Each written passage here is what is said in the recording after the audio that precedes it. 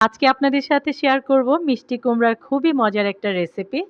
একটা ডিম দিয়ে আর ১ ফালি মিষ্টি কুমড়া দিয়েই কিন্তু আপনি পুরো পরিবারের জন্য এই তরকারিটা রান্না করে নিতে পারবেন। এখানে আমি ৳৩০ দিয়ে কিনে আনা ১ ফালি মিষ্টি কুমড়া একটু বড়, বড় টুকরা করে কেটে নিয়েছি। একটা মাঝারি সাইজের পেঁয়াজ দিয়ে দিলাম, দেশি পেঁয়াজ, ৩ কোয়া রসুন থেঁতো করে আর ৫-৬টা কাঁচামরিচ। এ পর্যায়ে দিতে হবে হলুদ, মরিচ, ধনিয়া, জিরার গুঁড়া ১/২ চা চামচের থেকেও কিন্তু কম করে দিয়েছি আমি। খুব বেশি মসলা দিলে ভালো লাগবে না। ১ চা চামচ দিয়ে দিলাম লবণ, তারপর পরিমাণ মতো পানি দিতে হবে।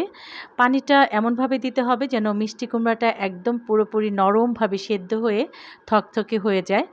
আমি কিছুটা পানি ১ম এ দিয়েছি। আমার মনে হচ্ছে আরও কিছুটা পানি লাগবে, এই পানিতে সেদ্ধ হবে না। তো আমি আরও পানি দিয়ে দিলাম এখানে ১ গ্লাস। তারপর ভালো করে মিশিয়ে ঢেকে দিচ্ছি। মাঝখানে ঢাকনা খুলে যখন বলক উঠে যাবে তখন একটু নেড়ে দিতে হবে। আর মাঝে, মাঝে একটু নেড়ে দিবেন। তারপর যখন একদম পুরোপুরি সেদ্ধ হয়ে যাবে তখন ফিরে আসবো। এবার একটা ডিম ভেজে নিতে হবে। এখানে সামান্য একটু পেঁয়াজ আর একটু মরিচ, লবণ দিয়ে মেখে নিয়েছি। তারপর একটা ডিম দিয়ে গরম তেলে দিয়ে দিলাম। পরিমাণ মতো তেল দিয়ে আমি একটা ফ্রাই প্যানে গরম করে নিয়েছি। একটু ছড়িয়ে দিচ্ছি, কারণ এটাকে আমি পাটিসাপটার মতো ভাঁজ করে তারপর কেটে নেব। তাহলে ডিমের টুকরাটা একটু মোটাও হবে আর খুব রসালো হবে যখন মিষ্টি কুমড়ার ভেতরে দিব।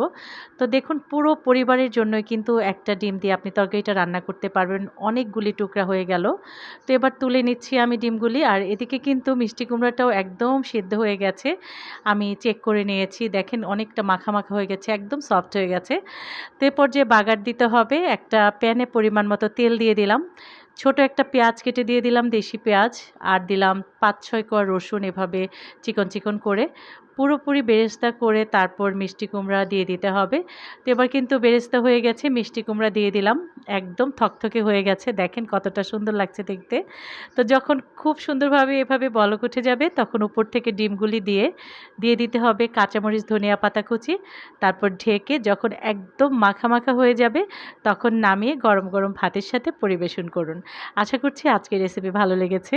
যারা ইউটিউব থেকে আমার ভিডিওটি দেখছেন প্লিজ আমার চ্যানেলটিকে সাবস্ক্রাইব করে আমার পাশে থাকবেন, লাইক কমেন্টস করবেন। আর যারা ফেসবুক থেকে দেখছেন পেজটাকে ফলো দিয়ে একটা লাইক দিয়ে দিবেন। আল্লাহ হাফেজ।